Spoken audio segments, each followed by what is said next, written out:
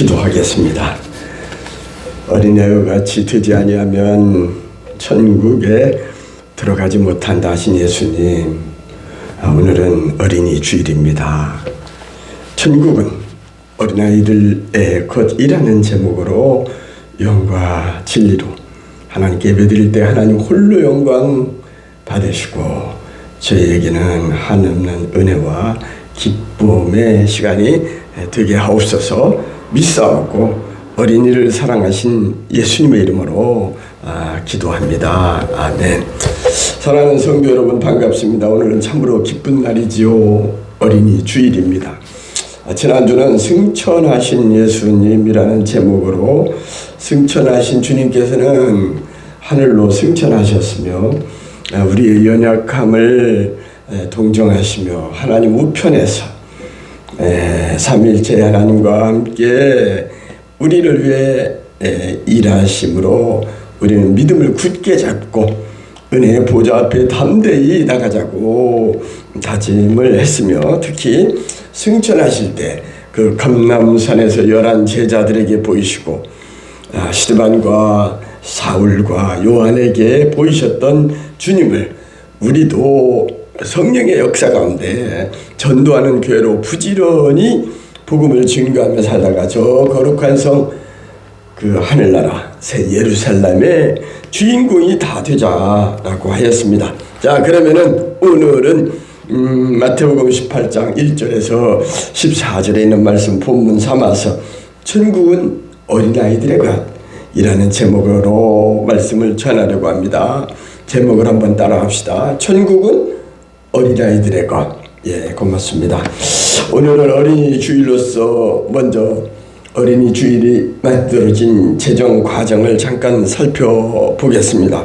보통 어린이 주일을 꽃주일이라고 많이 하죠.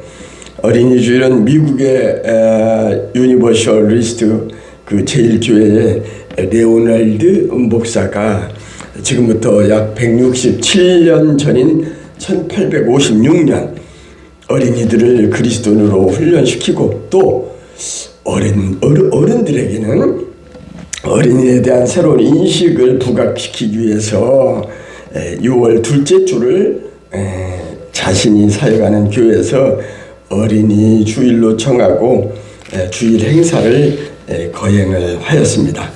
그 후에 교회들이 관심을 갖게 되었고 1868년에 미국 감리교에서 둘째 주를 어린이 주일로 정식으로 승인을 하였고, 그 결정이 많은 타 교파에도 영향을 주어서 1883년에 미국의 장로교를 비롯한 대부분의 교회들이 어린이 주일을 절기로 지키게 되었습니다.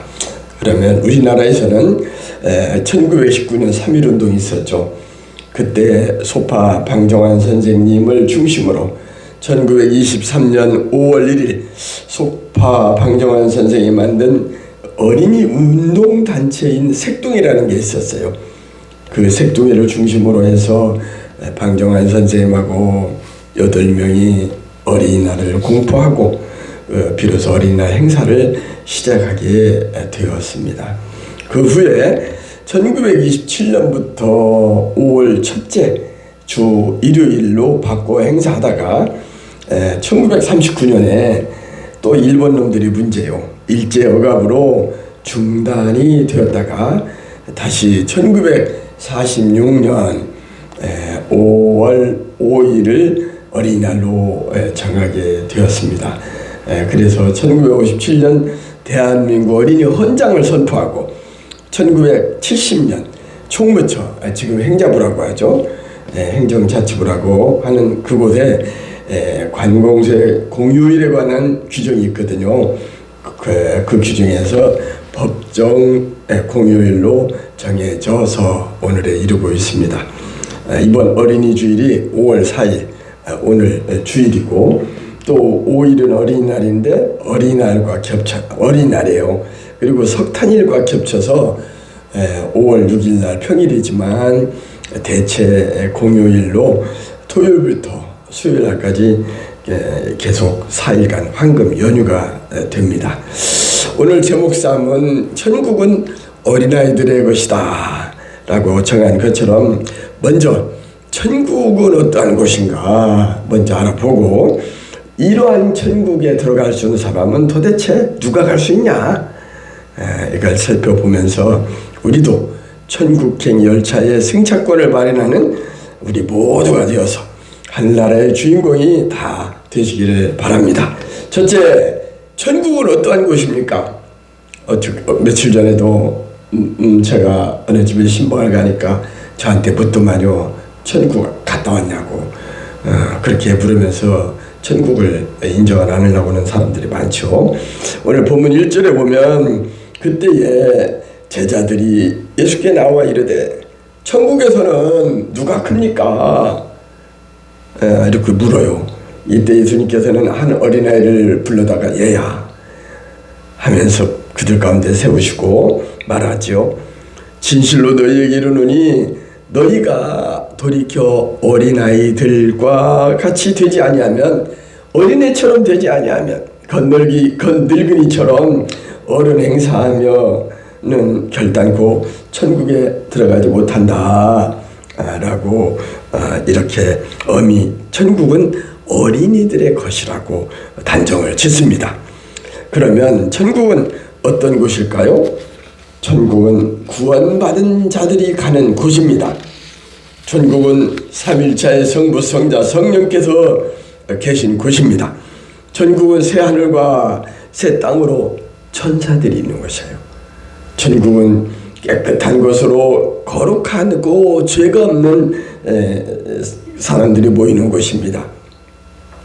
그리고 거기는 죽음과 슬픔과 고통과 아픔이 없는 곳입니다.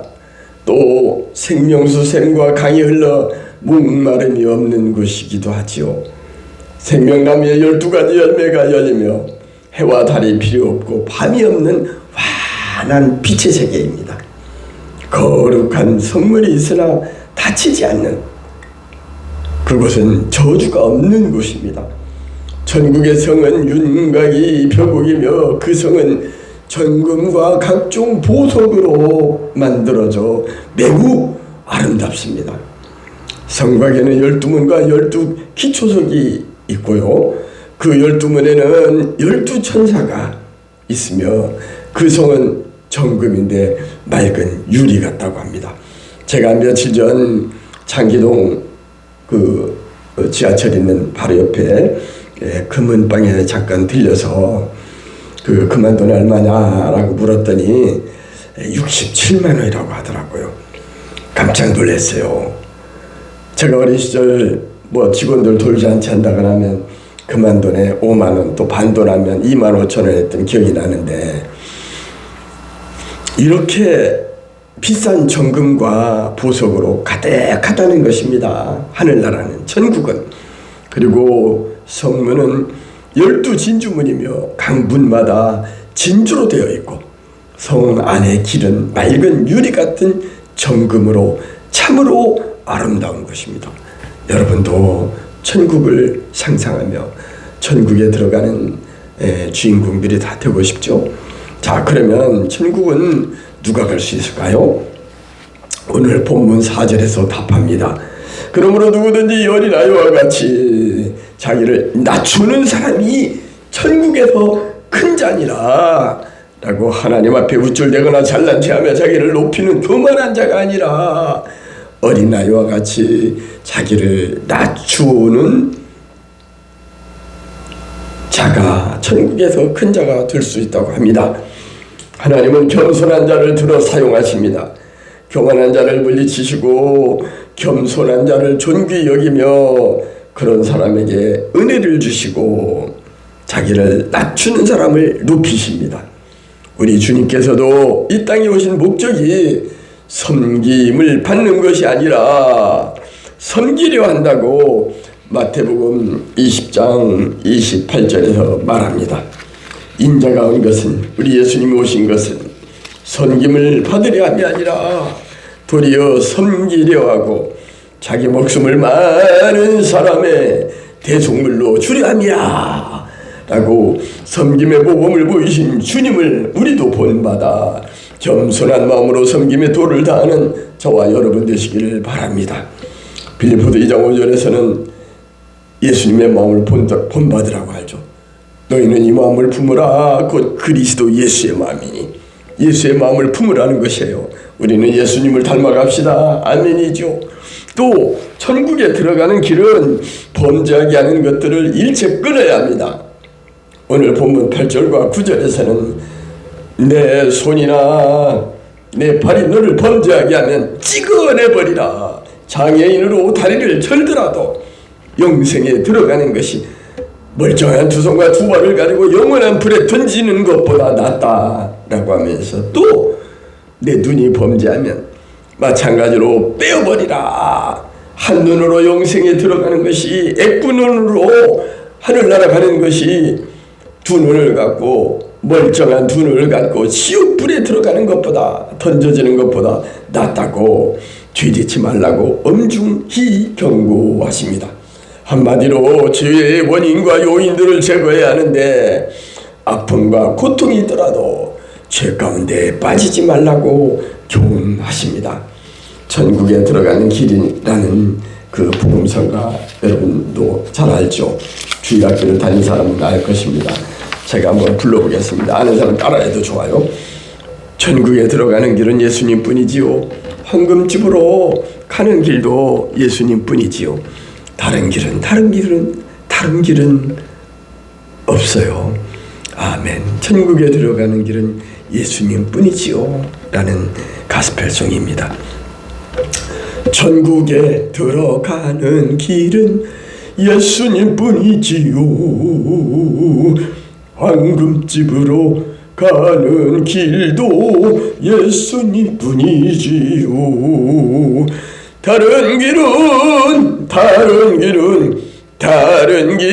없어요. 아멘. 천국에 들어가는 길은 예수님 뿐이지요.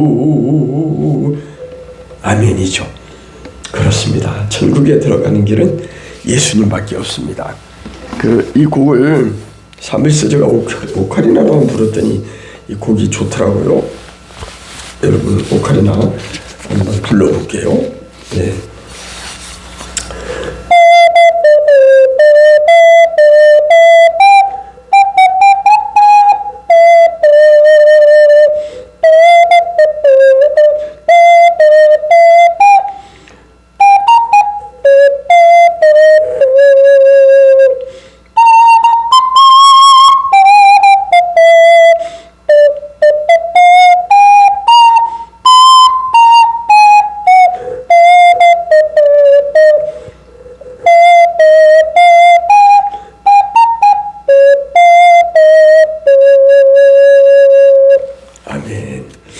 충분히 연습을 안 해서 조금 약간 틀린 것 같네요. 세 번째, 이제까지 천국은 우리가 그 최종 그 과정을 살펴봤고 천국이 얼마나 아름답고 좋은 곳인가, 금으로 가득 찬 곳인 것을 우리가 살펴봤죠. 그렇게 좋은 천국에는 누가 과연 들어갈 수 있는가? 믿음으로만 가는 나라가 바로 그러한 천국이다. 이렇게 말씀을 드렸어요. 자, 그러면 마지막 한 마리의 잃은 양도 우리는 찾아야 합니다. 천국에 같이 갈 수 있도록 함께 갑시다. 내 아버지 집 함께 갑시다. 내 아버지 집 함께 갑시다. 내 아버지 집. 그 뒤에 가다가 생각 안 나네요.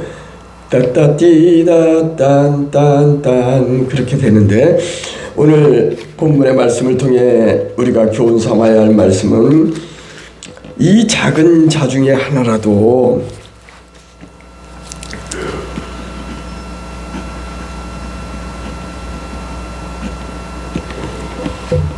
잃어버리는 것은 하늘아버지의 뜻이 아닌 것을 기억하고 잃어버린 한 영혼을 찾는다는 심정으로 전도의 모든 노하우와 달란트와 시간과 물질을 들이며 하나님이 기뻐하시는 죽을 영혼을 살리는데 우리가 우선